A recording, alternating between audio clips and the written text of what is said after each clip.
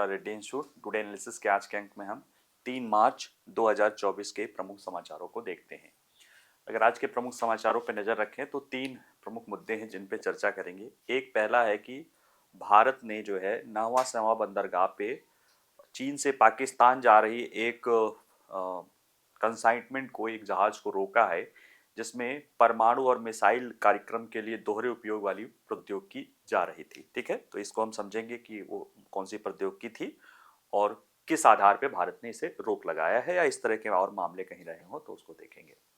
दूसरा जो मुद्दा है वो ये है कि भारत सरकार ने विभिन्न जो जनरेटिव एआई, या जो आप जिसको देखते होगे कि चैट जीपीटी या गूगल की जेमिनी, इस तरह की जो जनरेटिव एआई वाली जो प्लेटफॉर्म्स हैं, उनके लिए एक गाइडलाइंस जारी किए हैं कि चुनाव, आने वाले लोकसभा चुनाव के संदर्भ में उसमें चुनाव में सत्यनिष्ठा बनी रहे, इलेक्टोरल इंटीग्रिटी बनी रहे, इसको लेके ये प्लेटफॉर्मों के लिए कुछ दिशा निर्देश जारी किए गए हैं ताकि जो है डीप फेक या इस तरह का उपयोग जो है चुनाव में न हो सके, या चुनाव को प्रभावित न किया जा सके डीप फेक या आर्टिफिशियल इंटेलिजेंस के द्वारा। ठीक है, तो उसको हम समझेंगे क्या मामला है, कैसे है।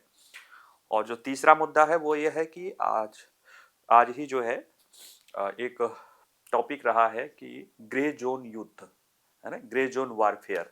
यह मामला जो है काफ़ी चर्चा में रहता है, और पिछली अभी कुछ समय पहले जब रायसीना डायलॉग्स हो रहा था तो उसमें भी भारत के जो चीफ ऑफ डिफेंस स्टाफ हैं, सीडीएस, उन्होंने जो है ये बातें वहाँ पे कही है और इस पे चर्चा की है। तो इसमें चर्चा हो गया है, इंडियन एक्सप्रेस ने इस पे एक्सप्लेनेशन लिखा है, तो इसको हम समझने की कोशिश करते हैं। ठीक है, चलिए पहला देखते हैं कि भारत ने परमाणु उपकरणों को ले जाने के आरोप में जो है पाकिस्तान के जहाज को रोका है। ये हेडलाइन है। एक्चुअल में एक परमाणु, ये न मत सोचिएगा कि कोई रेडियो एक्टिव मटेरियल जा रहा है। एक्चुअल में ऐसी एक टेक्नोलॉजी जा रही है, ऐसा एक उपकरण जा रहा है जिसका प्रयोग दोहरे उपयोग के लिए किया जा सकता है। दोहरा उपयोग क्या होता है कि उसका सैन्य भी उपयोग किया जा सकता है और शांति के लिए किया जा सकता है। अर्थात इसमें यहाँ पे जो है कि ये जो प्रौद्योगिकी जा रही है इसका उपयोग परमाणु कार्यक्रम में भी किया जा सकता है और मिसाइल कार्यक्रम में भी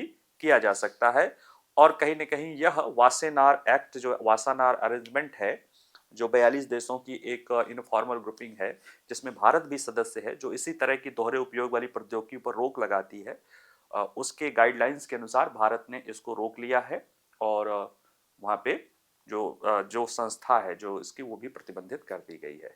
ठीक है, तो इसको हम आइए समझते हैं कि क्या मामला है, ये कौन सी प्रौद्योगिकी है, वासेनार व्यवस्था क्या है, क्या ऐसा भी पहले हुआ है, और इस पे चीन और पाकिस्तान, क्योंकि चीन से चला था पाकिस्तान जा रहा है, तो निश्चित रूप से चीन पे, हालांकि चीन का जो परमाणु कार्यक्रम है, मिसाइल कार्यक्रम है, वो सब माना जाता है कि वो चीन द्वारा ही चलता है।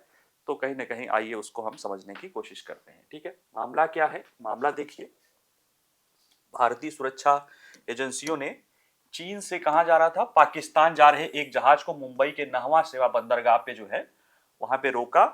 और रोकने के बाद जब उसका स्कैनिंग की गई तो उसमें एक प्रौद्योगिकी पाई गई, सीएनसी, कंप्यूटर न्यूमरोलॉजिकल, जो है उसको बोलते हैं कंप्यूटर न्यूमेरिकल कंट्रोल, सीएनसी प्रौद्योगिकी पाई गई।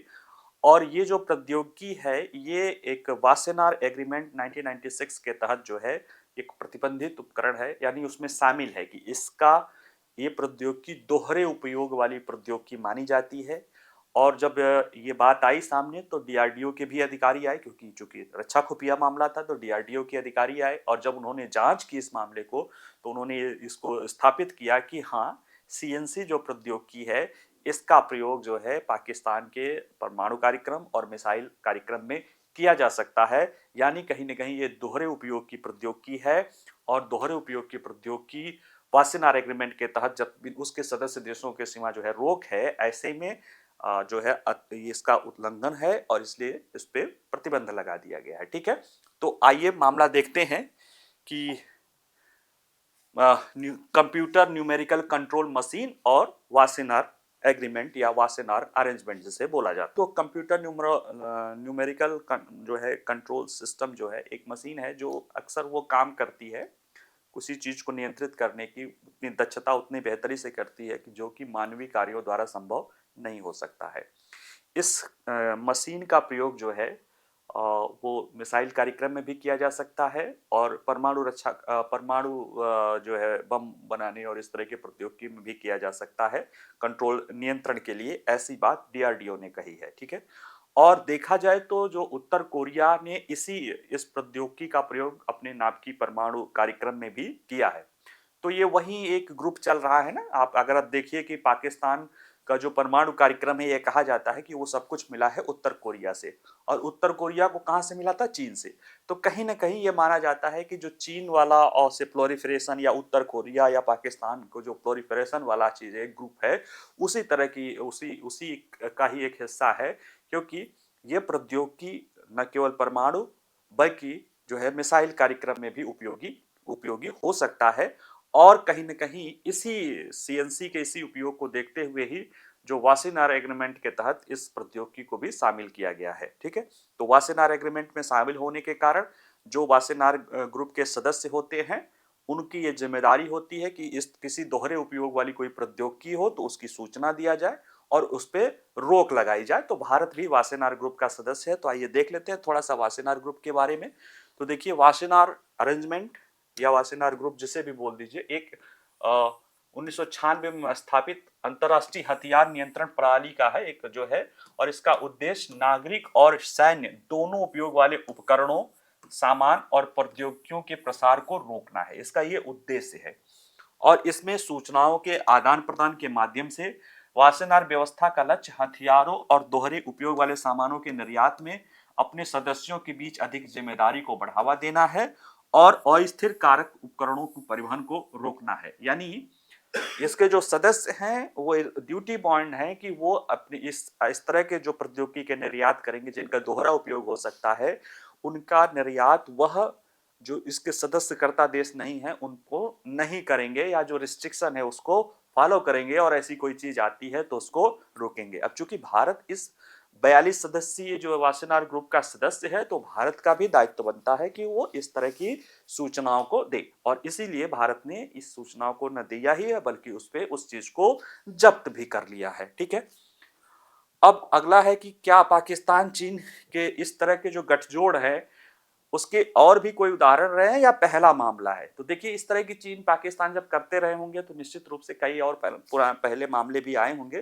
तो ये पहला मामला भारत के संदर्भ में भी नहीं है, दुनिया के संदर्भ में भी नहीं है। तो भारत के संदर्भ में देखा जाए, फरवरी 2020 में चीन द्वारा औद्योगिक ड्रायर एक के नाम की आड़ में पाकिस्तान को एक ऑटोक्लेव जो आपूर्ति कर रहा था, यह भी मिसाइल और उसमें जो है परमाणु प्रौद्योगिकी में प्रयोग किया जाता है। और ये कॉस्मोस इंजीनियरिंग है, ये पाकिस्तानी रक्षा आपूर्ति करता है। इसे 12 मार्च 2022 से निगरानी सूची में किसने डाल दिया? भारतीय अधिकारियों ने डाल दिया है। और इसके द्वारा जो है इटली निर्मित थर्मो इलेक्ट्रिक उपकरणों के लिए शिपमेंट को रोक दिया गया था। यानी इस तरह के काम होते रहे हैं।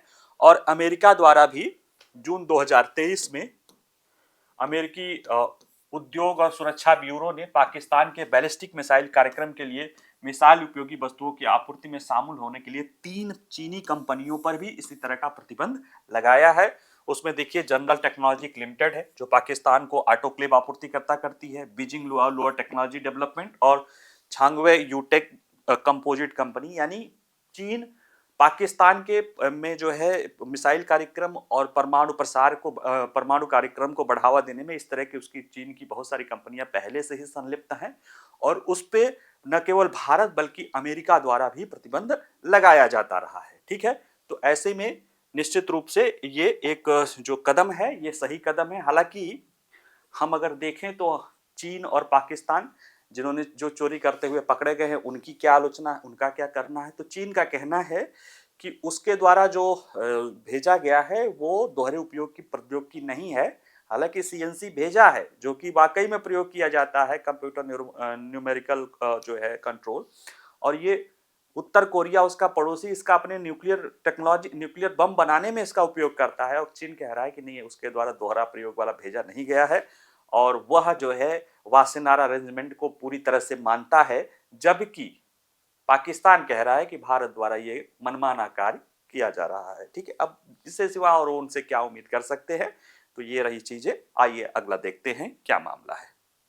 अगला है कि इलेक्टोरेट इंटीग्रिटी या चुनावी सत्यनिष्ठा के मामले को देखते हुए, के आधार को देखते हुए भारत सरकार ने जो आर्टिफिशियल इंटेलिजेंस की प्लेटफॉर्म्स हैं, खासतौर से जो जनरेटिव एआई है, जनरेटिव एआई मतलब जो कुछ नया बनाए, ठीक है, जो पहले से ना हो, कुछ अगर सूचनाएं दी जाए तो कुछ नई चीज, यानी नया टेक्स्ट दे दे, नया फोटो दे दे, नई वीडियो दे दे, तो उसको जनरेटिव एआई कहते हैं।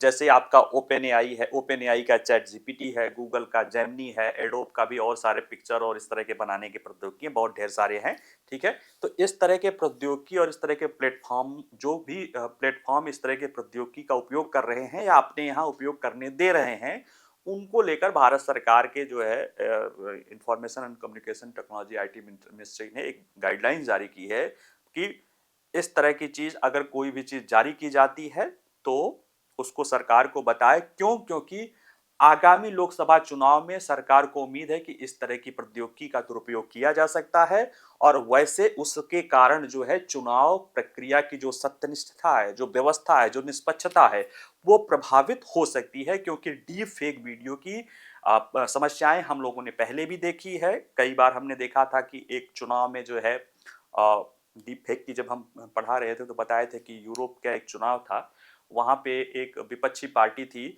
उसने जो है डोनाल्ड ट्रंप का जो है डीप फेक वीडियो चला के जो है चुनाव में हेराफेरी करने की कोशिश की है। या डीप फेक वीडियो के नाम पे कोई भी रूमर चलाया जा सकता है और पता चला है कि चुनाव के 2 दिन 3 दिन पहले चलाया जाए, जब तक चीजें आएंगी तब तक चुनाव के मतदान को काफी हद तक वो प्रभावित कर सकती हैं। इसी को ध्यान में रखते हुए सरकार ने ये एडवाइजरी जारी की है। तो आइए चलिए इसको देखते हैं।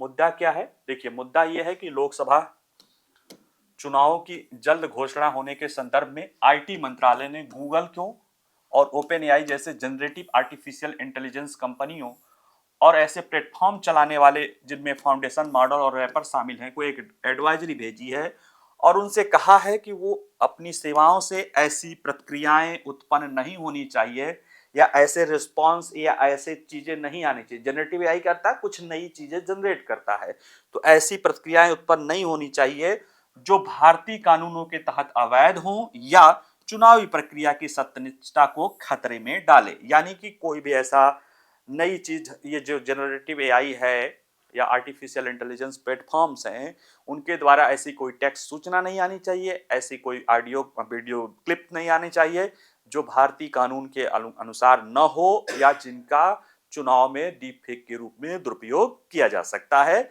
इसलिए ये गाइडलाइन जारी की है, इसलिए मुद्दा जो है चर्चा में है, ठीक है। अब एडवाइजरी के प्रमुख बिंदु को जरा देख लेते हैं कि प्रमुख बिंदु क्या क्या है। देखिए, जो प्रमुख बिंदु है उसमें जो मेन है उसके पीछे ये कहा गया है कि जैसे जो देख ही लेते हैं, एक एक करके फिर बताते हैं, ठीक है। पहले इसको देख लेते हैं कि एडवाइजरी के अनुसार सभी मध्यस्थ या प्लेटफॉर्म, जिसको इंटरमीडिएट्स बोलते हैं, इंटरमीडिएट्स में आप गूगल को देख लीजिए, ओपन एआई को यानी देख लीजिए, मेटा को देख लीजिए, व्हाट्सएप को देख लीजिए, फेसबुक जो भी देख लीजिए, ये सारी है।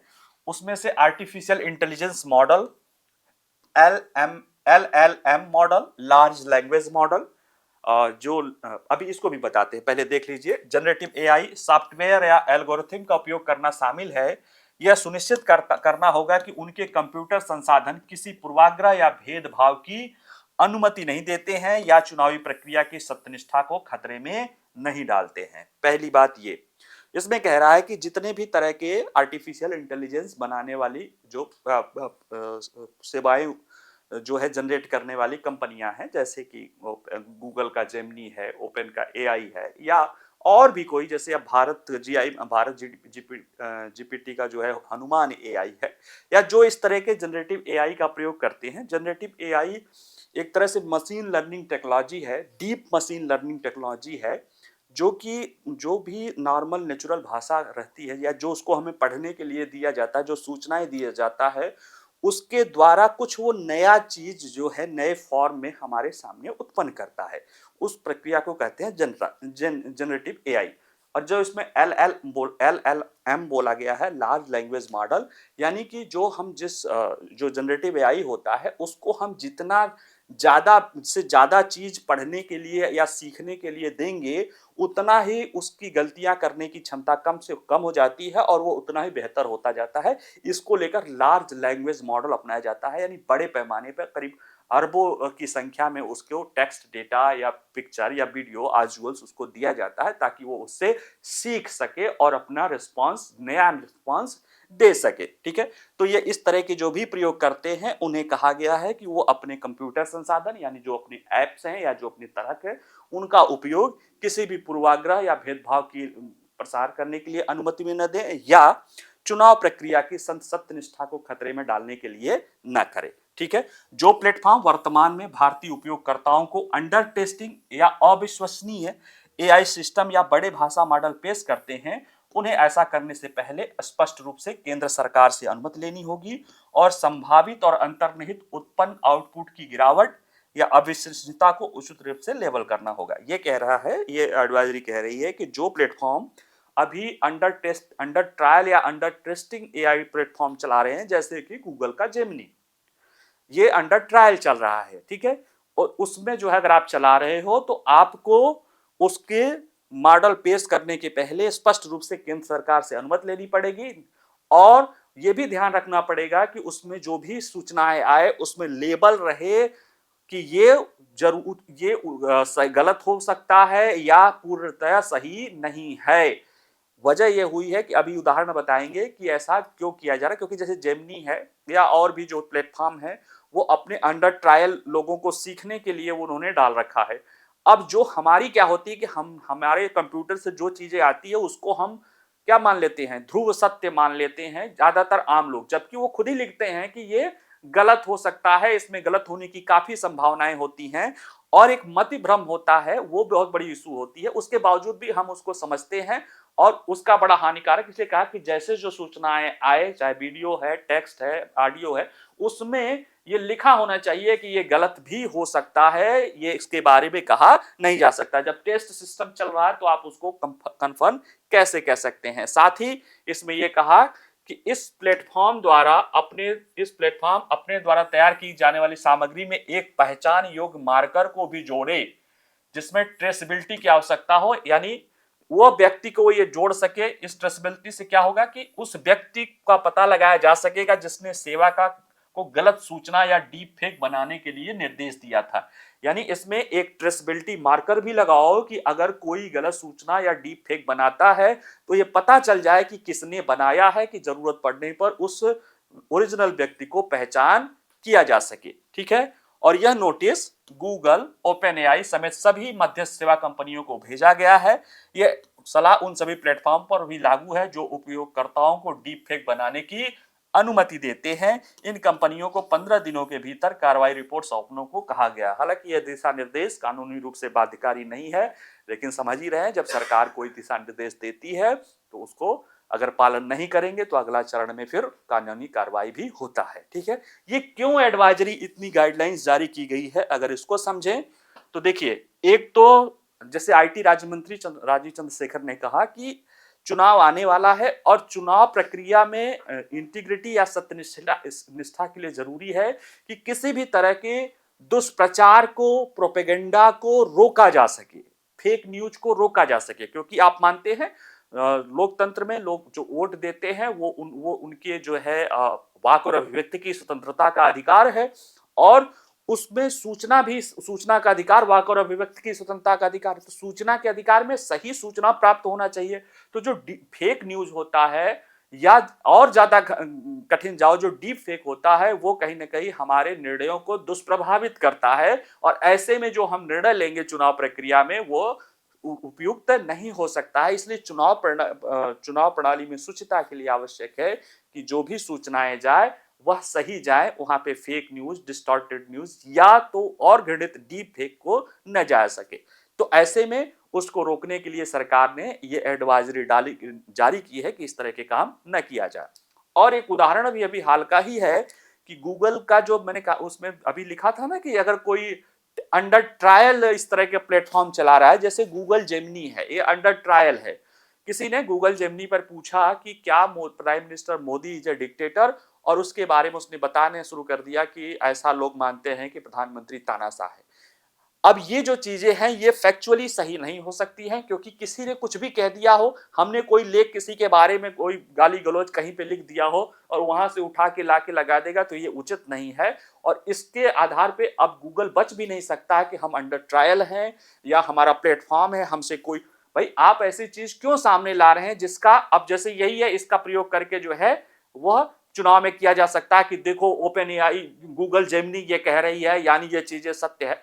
तो ऐसा किसी के बारे में भी किया जा सकता है। और ये जो चीजें होती हैं, देखो होता क्या है कि जो चुनाव प्रक्रिया, जो ओपन एआई का सिस्टम, ओपन एआई मतलब जो जनरेटिव एआई का सिस्टम है, जो नया चीज जनरेट करता है, कहां से करता है, वो जो उसको पढ़ने के लिए सूचनाएं दी जाती है, जो पाठ्य सामग्रियां दी जाती है, उसकी सटीकता पर वह निर्भर करता है। और ज्यादातर ये सिस्टम्स जो है सिंथेटिक सूचनाएं लेते हैं, यानी जो कंप्यूटर पे कंप्यूटर जनरेट सूचनाएं होती हैं उसी को लेते हैं। और कई बार क्या होता है कि ये एक एआई द्वारा कोई सूचना आई, उसको बगैर वेरीफाई किए दूसरी उसको एआई करके रिसाइट, वो इतना हो जाता है कि जैसे मति भ्रम होने लगता है कि हाँ हम ही जो कह रहे हैं वो सत्य है, और उसको एआई सही मान के उसको देने लगता है। लेकिन ये भी कहीं ना कहीं उस एआई सिस्टम की कमी है, जिसको रोकने का काम क्या है, उन प्लेटफॉर्मों का है। तो ये है, देखिए इसमें जो ये मामला है वो ये बताता है कि ये दिशा निर्देश दी गई है, ये जेमिनी और चैट जीपी जैसे जनरेटिव एआई प्लेटफॉर्मों की सेफ हार्बर सुरक्षा के भविष्य को लेकर कानून निर्माताओं और तकनीकी कंपनियों के बीच एक झगड़े का उद्देश्य है। ये सेफ हार्बर क्या है, बार बार आता रहता है। सेफ हार्बर ये होता है कि जैसे जो इंटरमीडियरीज हैं या जो मध्यस्थ हैं, जैसे कि यूट्यूब, जैसे कि आपका जो गूगल का वेबसाइट है, या जो फेसबुक है, व्हाट्सएप है, ये सब है सोशल मीडिया, जितने प्लेटफॉर्म्स हैं, वह है क्या, अपने को मध्यस्थ बताते हैं, अपने को प्लेटफॉर्म मीडियम बताते हैं, अपने को प्लेटफॉर्म बताते हैं। उनको जो उस पे चीजें जा रही होती है उसका लेकर उनको कोई जिम्मेदारी, वो कहते हैं कि वो जो चीजें उस पे पोषित कर रहा है उसकी जिम्मेदारी है। और ऐसा उनको सेफ हार्बर प्रोटेक्शन के तहत दिया जाता है। लेकिन अब ये मामला आ रहा है कि अगर आपके वहां पे इस तरह के सिस्टम जनरेट किए जा रहे हैं, कोई भी आके कुछ भी जनरेट करके डाल के चला के, और उससे जो नुकसान होगा उसकी भरपाई कौन करेगा? या तो आप कानून और गाइडलाइंस को मानिए, नहीं मानेंगे तो आपका सेफ हार्बर खत्म हो जाएगा। फिर आपके ऊपर कोई, आपके जो प्लेटफॉर्म है उस पर अगर कोई भी गलत सूचनाएं आएगी तो उसके लिए आप लायबल हैं, या तो आप उसको रोकिए। यही चीजों को उसको लेकर चलाया जा रहा है। और जैसे देखिए कि मति भ्रम जो है, कई सारे त्रुटि होते हैं, उसको सारी चीजें चला जा रहा है, तो वो उसी कड़ी में ये चल रहा है। साथ ही में ये एडवाइजरी जो है भारत में जनरेटिव एआई प्लेटफॉर्म के संदर्भ में विधायी प्रक्रिया जो है उसका उसके बारे में भी कुछ बताता है। देखिए, अगर अभी जो योजना आप लोग देख रहे होंगे, योजना सीरीज में जो जनरेटिव एआई या एआई के बारे में हमने पढ़ाया है, या उस योजना में जो फरवरी मार्च में आया था, उसमें यह बात आ रही है कि भारत सरकार का आर्टिफिशियल इंटेलिजेंस को लेकर जो रेगुलेशन करने को बड़ा बढ़िया अप्रोच है। भारत सरकार जो है जनरेटिव एआई में इनोवेशन को, या आर्टिफिशियल इंटेलिजेंस में इनोवेशन को बढ़ावा देना चाहती है। लेकिन प्लेटफॉर्म जो हैं, जो इंटरमीडिएटरीज हैं, उन पर है कि वो अपने तैयारी के दौरान, अपने परीक्षण के दौरान ही उनको लाइबल बनाया जा सके कि वो इस तरह के डीप फेक या गलत सूचना या पूर्वाग्रह आधारित किसी भी चीजों को रोक सकें। यानी जो हमारे भारत के कानून है उसके अनुसार ये जो प्लेटफॉर्म है उनकी जिम्मेदारी तय कर दी गई है, और इसी दिशा में सरकार काम कर रही है। ये एडवाइजरी आई है, और ये भविष्य में इसी तरह के कानून भी लाए जा सकते हैं, उसके बारे में ये क्या कर रही है, ये पहले ही बता रही है, सूचना दे रही है कि इस तरह के कानून भी लाए जा सकते हैं। ठीक है, चलिए अगला न्यूज देखते हैं क्या है। अगला है, ये देखिए हमारे जो सीडीएस हैं, जनरल अनिल चौहान, सॉरी बिपिन रावत जी पहले सीडीएस थे, वो रह ही नहीं रहे, तो अनिल चौहान जी, ये जो है रायसीना डायलॉग्स में जो एक मामला था कि नए समय में नई युद्ध चुनौतियां वो क्या है, उसमें उन्होंने एक टर्म प्रयोग किया था। इन्होंने ही नहीं किया जा था, इस तरह के और सारे टर्म प्रयोग किए जा रहे थे, बहुत लोगों ने किया है। ग्रे जोन युद्ध, ग्रे जोन वारफेयर, यानी ऐसा वारफेयर जो ग्रे जोन में हो। ग्रे जोन आमतौर पे वो अस्पष्ट स्थिति कहती है ना, जैसे कहा भी जाता है कि ब्लैक एंड व्हाइट नहीं होता है, दुनिया कैसी है, ग्रे है। कोई भी चीज उसमें ब्लैक और व्हाइट का कुछ न कुछ कॉम्बिनेशन है। और युद्ध को भी लेकर आजकल ऐसी स्थिति है, ग्रे जोन में जो देश हैं वो डायरेक्ट युद्ध में न रह के वो युद्धरत परिस्थितियों में तो रहते हैं, लेकिन साथ साथ और भी चीजें बनाए रखते हैं, युद्ध के लेवल तक नहीं ले जाते हैं। और कई सारी ऐसी चीजों को उसमें शामिल होता है जो युद्ध तो नहीं होता है, लेकिन अपने सामने वाले देश को कमजोर करने के लिए या युद्ध के जरिए जो हासिल किया जाता है उसको छद्म रूप से हासिल करने के लिए या उन देशों को युद्ध के लिए भड़काने के लिए कि उनके द्वारा ऐसी कोई कार्रवाई हो जिससे नॉर्मल युद्ध शुरू किया जाए, ये सारी चीजें ग्रे जोन में शामिल होती हैं। तो आइए हम इसको देख लेते हैं कि क्या क्या मामला है। मामला क्या है जरा देखते हैं। तो मामला यह है कि 24 फरवरी 2024 को सीना डायलॉग में भारत के chief of defence staff general Anil Chauhan ने कहा कि ग्रे जोन युद्ध अनौपचारिक युद्ध में नवीनतम है। अनौपचारिक युद्ध मतलब जो इनडायरेक्ट युद्ध बोलते हैं, इनफॉर्मल युद्ध बोलते हैं, जिसे स्यूडो युद्ध भी कहते हैं। स्यूडो युद्ध या छद्म युद्ध में आप आतंकवाद या किसी देश में इंसर्जेंसी फैलाना या जो गुरिल्ला वारफेयर, ये सारे अनौपचारिक युद्ध के कई सारे जो है छद्म युद्ध के रूप रहे हैं। अब उसमें ग्रे जोन वारफेयर भी शामिल हो गया है। और नए, ये बात कब कहे थे, नई युद्ध नीतियां, प्रथाएं और त्योहारी शीर्षक के दौरान उन्होंने कहा था। और उन्होंने कहा था कि जैसे दक्षिणी चीन सागर की स्थिति का जो है उदाहरण है वह कहीं ना कहीं ग्रे जोन वारफेयर का ही उदाहरण है। और इसमें देखिए कभी कभी इस क्षेत्र में छोटी नौकाओं से जुड़ी टकराव की घटनाएं सामने आती हैं और इस तथ्य पर कि कई देशों के यहाँ प्रतिस्पर्धी क्षेत्रीय दावों का भी विस्तार हो रहा है कि एक देश दूसरे देश के सीमा में हथकमण करता है, वो उसका कहता कि ये हमारा है, ये है, ये कहीं ना कहीं क्या है, ये नया वारफेयर है। उकसावे की कार्रवाई करना या इस तरह से करना जो युद्ध तक जाना नहीं है लेकिन युद्ध से मानना भी नहीं है। जैसे भारत चीन के ही भी जो संबंध अगर जो सीमा पर हो रहा है वो भी कहीं ना कहीं गृह युद्ध का ही एक तरह से क्या है, युद्ध भी हो रहा है, लोग भी मारे जा रहे हैं, लेकिन वो जो बिना हथियार के युद्ध कर, बिना हथियारों के रहने वाली व्यवस्था है उसको मानने के भी उसका भी हथियारों का प्रयोग तो नहीं हो रहा है, लेकिन वो क्या हो रहा है, लाठी डंडे से ही एक दूसरे की जान ले ली जा रही है। ये कहीं ना कहीं जो चीन के द्वारा इस तरह की चीज किया जा रहा है ये कहीं ना कहीं क्या है, ये गृह युद्ध का ही है। सीमा को बताना कि नहीं यहाँ से यहाँ तक है, स्टेपल वीजा देना, आर्थिक ये करना, जासूसी जहाज भेजना, ये सारी चीजें कहीं ना कहीं गृह युद्ध के दायरे में ही आती है। ठीक है, ग्रे जोन युद्ध का मतलब क्या है, तो देखिए ग्रे जोन युद्ध जो है का मतलब जो है आमतौर पर दो देशों के मध्य एक अस्पष्ट संबंधों की स्थिति होती है जो अंतरराष्ट्रीय संबंधों में प्रत्यक्ष संघर्ष और शांति के बीच मौजूद रहती है। शांति मतलब व्हाइट, संघर्ष मतलब ब्लैक, और इन दोनों के बीच की न संघर्ष है न शांति है, इन दोनों के मध्य कहीं स्थित है, उसको ग्रे जोन वार या ग्रे जोन संघर्ष कहा जाता है। और इन संबंधों के बीच बीच में बहुत सारी गतिविधियां होती हैं, जैसे नापाक आर्थिक गतिविधियां करना है, प्रभावी संचालन और साइबर हमले से लेकर भाड़े के ऑपरेशन, हत्याएं, दुष्प्रचार अभियान, बहुत सारी चीजें शामिल होती हैं, प्रतिबंध, आर्थिक प्रतिबंध, ये सारी चीजें शामिल होती हैं ग्रे जोन वारफेयर को लेके। ठीक है, और जैसे देखिए पूर्व अमेरिकी सैनिक दिग्गज जो है रॉबर्ट जे गिस्लर ने कहा कि कोई यह तर्क दे सकता है कि ग्रे जोन में गतिविधियां हमेशा महान शक्ति प्रतिस्पर्धा की विशेषता रही है, जैसे शीत युद्ध और इस तरह के युद्ध के दौरान। हालांकि छद्म युद्ध और स्थिर करने वाले विद्रोह, कानूनी युद्ध और सूचना युद्ध ये विरोधियों और सहयोगियों द्वारा समान रूप से सहस्त्राब्दियों से संघर्ष की एक विशेषता रही है। ये कह रहे हैं कि ये हमेशा से, ये नहीं कि महान शक्ति संघर्ष यानी शीत युद्ध के दौर में नहीं रहा, ये पहले से भी रहा है। उन्होंने कहा कि परमाणु युग में पारंपरिक संघर्ष की लागत बहुत अधिक बढ़ गई है। क्यों हो रहा है ये बता रहा हूं, इसको समझो कि परमाणु युग में पारंपरिक संघर्ष की लागत बहुत अधिक बढ़ गई है और बढ़ने का जोखिम भी बहुत गहरा है। परिणाम स्वरूप राष्ट्र अपने लक्ष्यों को प्राप्त करने के लिए गुप्त रूप से या स्पष्ट आरोप या औचित्य के साथ किए गए आक्रामकता के माध्यम से अपने राष्ट्रीय उद्देश्यों को बढ़ावा देना चाहते हैं। जैसे अभी 2-3-4 दिन का अगर आपने न्यूज पढ़ा होगा तो मैंने बताया था कि पुतिन ने कहा है कि वो पश्चिमी देशों को कि अगर वो सैन्य भेजते हैं यूक्रेन में तो ये परमाणु संघर्ष को जन्म दे देगा। ठीक है, क्यों ये मामला आया, क्योंकि फ्रांस के राष्ट्रपति ने कहा था कि हम वहां पे सेना भेज सकते हैं। देखिए, जैसे ही ये बात आई वैसे ही अमेरिका, यूके सब ने कहा कि उसका सेना नहीं भेजने का उद्देश्य, क्योंकि उनको पता है फिर युद्ध किस में बदल जाएगा, सैन्य संघर्ष में। लेकिन सेना भेजने के सिवा बाकी सब कुछ, सारे हथियार, पैसे, सारी चीजें कौन दे रहा है? पश्चिम देश अमेरिका दे रहे हैं। किसको? यूक्रेन के लोगों को। किसके विरुद्ध लड़ो? रूस के।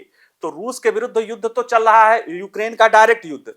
लेकिन जो बाकी के यूरोपीय देश हैं या अमेरिका है, वो एक तरह से ग्रे जोन वारफेयर में है। और जो प्रतिबंध लगाया जा रहा है, जो दुष्प्रचार किया जा रहा है, ये सारी चीजें क्या है? अमेरिका और पश्चिमी देश रूस के साथ ग्रे जोन में है। इसी तरह से जो साउथ चाइना सी में है, चीन जो कर रहा है किसके खिलाफ? फिलीपींस के खिलाफ, वो क्या है? ग्रे जोन वारफेयर है। भारत के संदर्भ में आप देख सकते हैं ये क्या है? ग्रे जोन वारफेयर है। इसके कुछ उदाहरण हैं जो इसमें दिखाई देते हैं। ठीक है, तो ये कुछ दिखता कैसे है, तो ये बता ही दिया है कि दक्षिणी चीन सागर में देख लीजिए, उसमें कैसे चीन कर रहा है कि 80% क्षेत्रों पर अपना दावा कर देता है, कभी नाव टकरा दिया जाता है। और इसका विरोध देखिए, फिलीपींस के जो राष्ट्रपति, उन्होंने कहा कि चीनी तटरक्षक और चीनी मिलिशिया हमारी संप्रभुता को हनन करने के लिए कोशिश करते हैं। अभी भारत में ही देखिए, जो भारत चीन सीमा पे, चीन की सीमा और हमारे चरवाहों के बीच टकराव हो गया था। हमारे हमारे उसके जो है, वो लोग इधर आ जाते हैं, कभी कुछ दावा कर देते हैं, कभी कोई नक्शा बना देते हैं। ये सारी चीजें क्या है? ये सब जो है ग्रे जोन में ही होता है। ग्रे जोन वार ही है, और ये एक तरह से युद्ध ही है। तो अब ये प्रश्न है कि ग्रे जोन युद्ध को एक अलग युद्ध श्रेणी के रूप में क्यों रखा जाए? तो उसमें यह है कि पहला यह है कि ग्रे जो युद्ध है, ये ग्रे जो युद्ध की जो चुनौतियां हैं, वो खुले संघर्ष से भिन्न होती है। यहाँ कार्रवाई अक्सर गुप्त या अप्रत्यक्ष होती है, जिसका अर्थ है कि किसी देश की प्रतिक्रिया उसके पैमाने के संदर्भ में उचित होनी चाहिए, कि यानी जिस जिस जिस पैमाने पर वो किया जा रहा है उसी संदर्भ में किया जाए। और इसके कार्यों को दूसरे पक्ष को तनाव बढ़ाने के लिए, उकसाने के लिए डिजाइन किया जा सकता है कि उकसा दो, अगर वो उस तरह की आक्रामक कार्रवाई करेगा तो हम उसका फिर जवाब देंगे। और ऐसी रणनीति में शामिल होने के अन्य कारणों में ताकत का प्रक्षेपण भी है, और उन क्षेत्रों में बार बार उपस्थित दर्ज कराने के विवादित क्षेत्रीय दावे को भी सामान्य रूप से लिया जा सकता है। हालांकि सीमित तीव्रता से लेकर ग्रे जोन संघर्ष मतलब बड़े पैमाने तक युद्ध के तरफ भी जा सकता है, क्योंकि कई बार क्या होता है कि इसके एक्सक्लेशन लेवल बढ़ने की संभावनाएं रहती है, और कई बार ग्रे जोन संघर्ष कई आयामों में बढ़ता है और अनिश्चित रूप से अधिक बढ़ जाता है, जिससे संकट प्रबंधन के लिए एक बुरा सपना पैदा होता है। जैसे अभी देख ही रहे हैं, अगर इजराइल हमास संघर्ष को देख लीजिए, वो डायरेक्ट हो गया ना अब तो। और अगर इस चीज को रोका नहीं जाए तो वो खाड़ी के देशों, खासतौर से ईरान और जो है इजराइल के बीच डायरेक्ट संघर्ष को चला जा सकता है। तो आतंकवाद को तो एक छद्म युद्ध के रूप में पहले भी माना जाता है, लेकिन जो प्रोपेगेंडा और इस तरह की चीजें की जाती रहती है, अब जैसे हूती कर रहे हैं, अब वो बढ़ के आगे बढ़ सकता है। तो ऐसे बहुत सारे उदाहरण हैं जो युद्ध के पहले, जो युद्ध के और शांति की स्थिति के बीच में दर्शाते रहते हैं, और इनके आगे बढ़ने की भी संभावना रहती है। उस पर डिपेंड करता है कि कैसी प्रतिक्रियाएं की जाती है। ठीक है, चलिए आज के लिए इतना ही, बाकी मिलते हैं कल। नमस्कार।